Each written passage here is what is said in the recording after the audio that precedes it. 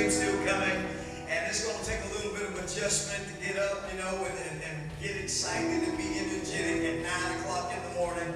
But thank you for the push. Thank you for the sacrifice. Thank you for being here at our first Sunday morning service. Amen. I'm asking you for the next 30 days not to focus on your flaws.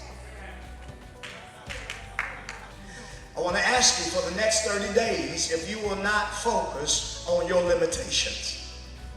I want to ask you for the next 30 days if you'll not look at your blemishes, your downfalls, your shortcomings.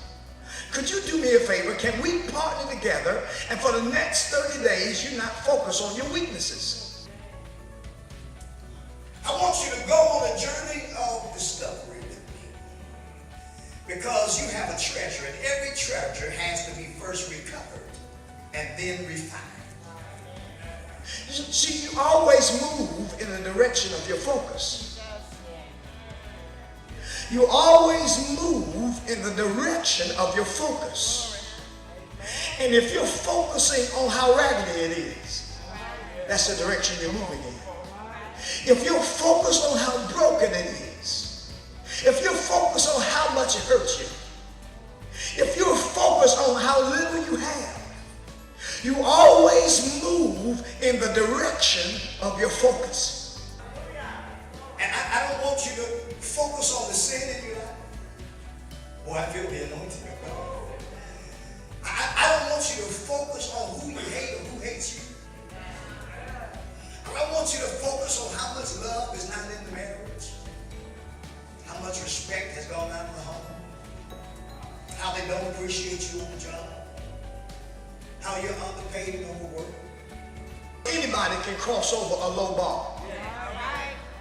Anybody can jump a low hurdle.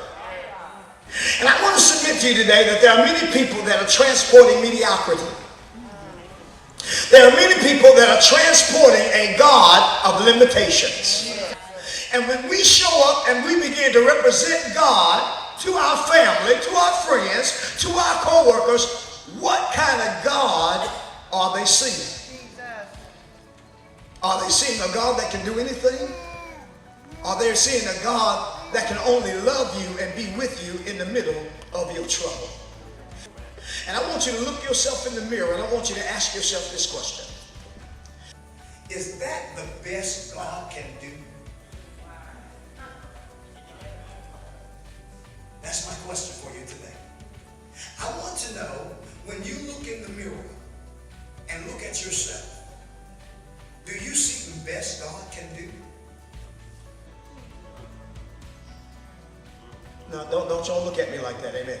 Because when we start talking about best, normally we're focused on our best.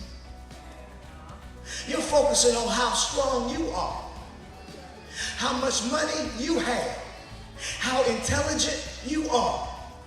And you get to the end of your strength and the end of your limitations and you throw your hands up in defeat. Or you just decide maybe it wasn't for you. But that's because you're asking the wrong question. I'm not asking you how good you can be. I'm not asking you what your best is. I want to know, is that the best your God can do? Jesus is Lord. And the only way they're going to find out Jesus is Lord is the people of God have to learn how to stop transporting weakness. Stop transporting failure. Stop carrying your woundedness. Hallelujah. I know you're hurt, but why you got to carry that with you everywhere you go? I know life has hit you and knocked you down, but is that the first thing they should see? Is you wallowing in the mud? Can you show God there? What do you do after divorce? Transport God. What do you do after you've been fired? Transport God. What do you do when they misused you and talked about you and called you everything but a child of God? Remember, you are a carrier of the anointing. It's time for you to look in the mirror and see God's best. Boy, I want you to look in the mirror and not see your sin, not see your situation, not see your predicament, not see your hang up. I want you to look in the mirror and I want you to smile real big because you got confidence that God is working on you. You got confidence that God is doing something in you. You got confidence that you're on your way up and you're on your way out because the God that created the heavens and that created the earth and the same God that raised Jesus from the dead is about to quicken. Oh, he's doing something in your life. See, when you give your life to Christ, your gender won't matter. Christ deals away with sexism. Bigotry can't hold you down. Racism and prejudice and discrimination can't hold you down. Classism can't hold you down. If you develop an excellent spirit, commit your life to be a carrier of Christ, promotion is on the way. God will elevate you. You'll become a transporter of God's rest.